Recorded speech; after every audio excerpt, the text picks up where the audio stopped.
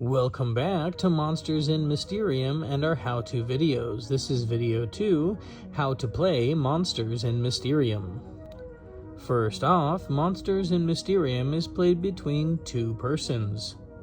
It is a competitive one-on-one game style setup. It begins with 2 people sitting down across from each other. Then they take our official Monsters-n-Mysterium flip coin, or just use their hands to play paper, rock, scissors, and decide which one of them is red and which one of them is blue. The player that lands on red uses the red side of the cards. The player that lands on blue obviously uses the blue side of the cards. Usually, the one who is the red player will slap down the first card. However, you can decide for yourselves how that decision goes. Usually, rock, paper, scissors is the cheapest and easiest way to decide. Once decided, players will take their selected cards, usually no more than 13 cards at a time, as you only need 5 cards to play on the 3x3 grid. There are 9 spaces on the grid between the players, and the one who has the most of their color, once all of those spaces are filled up, wins the hand. You will see on the side of your card that is touching the side of the other player's card, there will be 2 numbers facing each other. Whichever is the largest of those numbers wins that little micro duel, and the card will be flipped from the loser's color to the winner's color.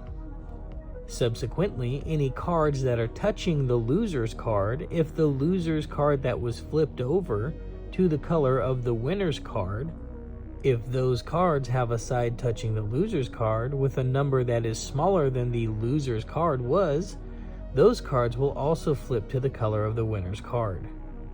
In case of a draw, the players will either flip the official Monsters-n-Mysterium flip coin to decide who wins that draw, or, again, rock, paper, scissors is the easiest, cheapest way to decide who wins. A game can flip on its head rather quickly this way. But only the cards that are immediately touching that loser's card that flips to the winning card's color are flipped. Anything beyond those immediate cards is not bothered. That is on the 3x3 grid. And with this initial rollout, we will be using the 3x3 grid.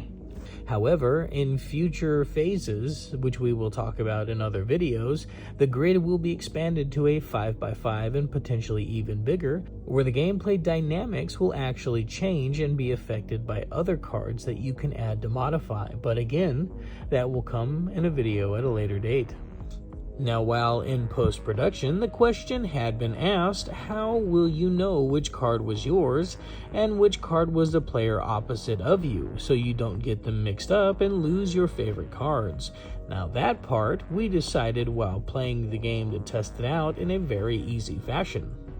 Your cards will be facing your direction, your rival's cards will be facing their direction, so you can't possibly mix up the 2 cards. They will be in the wrong directions. That way it keeps it simple and you know whose card is who to begin with.